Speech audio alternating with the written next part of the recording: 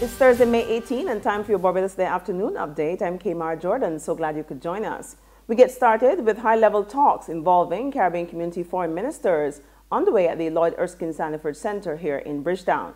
The two-day meeting comes against the backdrop of ongoing turmoil in Venezuela, where violent protests are continuing as thousands pressure President Nicolas Maduro to step down. Outgoing chairman of the Council of Foreign and Community Relations, Sir Louis Straker of St. Vincent and the Grenadines, gave assurances that CARICOM will not abandon the people of Venezuela in their time of need. Speaking to Barbados Day on the sidelines of the meeting, Sir Louis shared some concerns about the situation and said he was anxious for a return to peace and stability in Caracas.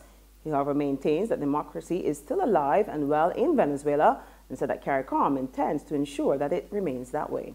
There are those who want to impose their will and stir up strife in Venezuela, and we would not support that kind of thing, and no amount of pressure can be brought on St. Vincent and the Grenadines or on CARICOM. There might be one or two countries, but overwhelmingly, CARICOM is in support of Venezuela. Venezuela has been very good to the Caribbean. Through the Alba Bank, through the Petro-Caribbean arrangement, we have had quite a lot of benefits from Venezuela. During his address to the meeting, which also included international diplomatic officials, Sir Louis raised concern that the Caribbean is still facing serious challenges in a number of areas, and he called for regional member states to unite to confront the issues. As we move towards a changing international environment, characterized by many uncertainties, it is clear that CARICOM must function as the community it was created to be, with a vision, a mission, and core values.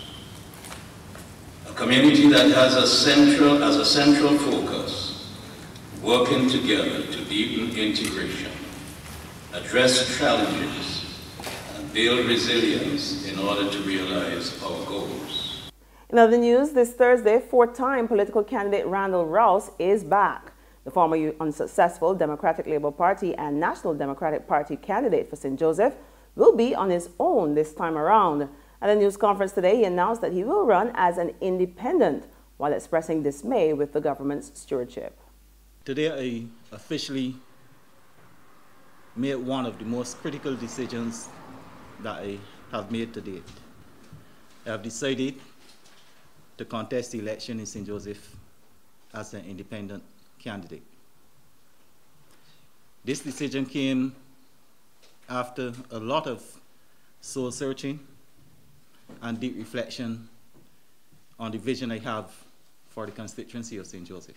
The decision I made today is out of total frustration with this government as it relates to its lack of communication with the public when it comes to public issues, lack in leadership, lack of a clear explanation of some of the policy decisions that were taken, the apparent anti-worker stance which this government seems to be pursuing, and more especially, this government total refusal to accept positive economic advice, even from its own economic advisors.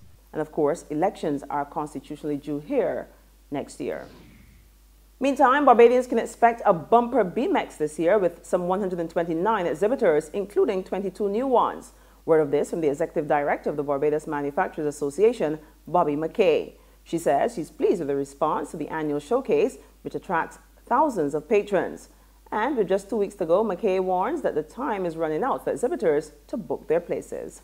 It's many last-minute people who come to you now. One guy came to us a couple of days ago and said, find me a booth, even if you put me on the roof.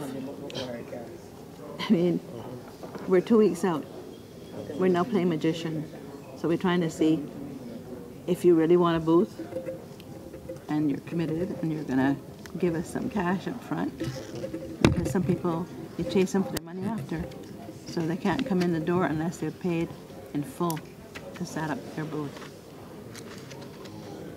And trying not to have a lot of last-minute stress. There's regional and international news after this short break. When it comes to your family, why What do you dream of? Enjoying the sights of Italy, seeing the Eiffel Tower for the first time, or experiencing the cuisine of Spain? Courts can make your family dream come true. Shop at Courts for a chance to win a dream cruise for a family of 4. Spend $999 or over at any Courts store or online at shopcourts.com. Every $100 gets you a chance to win that cruise to give you more fun time with your family by cruising the Mediterranean, a value of over $20,000. So stop dreaming and start shopping to make your dream come true at Courts, bringing value home.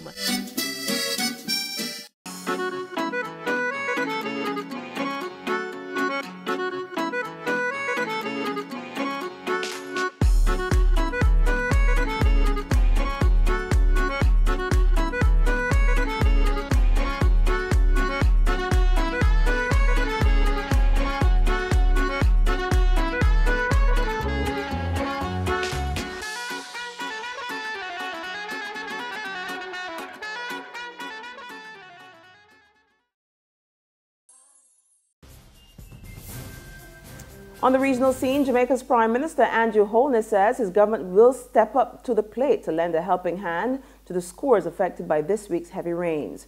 He says government will be taking a second look at his budget to reallocate funds to kickstart the recovery process. Following a tour of hard-hit areas, Holness said the immediate priorities involve clearing impassable roads and getting communities which have been cut off back on their feet. In this regard, he expressed concern that there were too many people illegally settling in vulnerable areas and said his government will be cracking down on the growing number of informal settlements across the country. On the international front, Prime Minister Theresa May of Britain releases the Conservative Manifesto, and she's promising to deliver a stronger, fairer and more prosperous Britain, and that her government will focus on building a robust economy. May told the launch of the manifesto that it will take the UK through Brexit and beyond. It is a vision for Britain, a portrait of the kind of country I want this nation to be after Brexit, as we chart our own way in the world. For at this defining moment for the United Kingdom, as we embark on this momentous journey for our nation, we have a chance to step back and ask ourselves what kind of country we want to build together.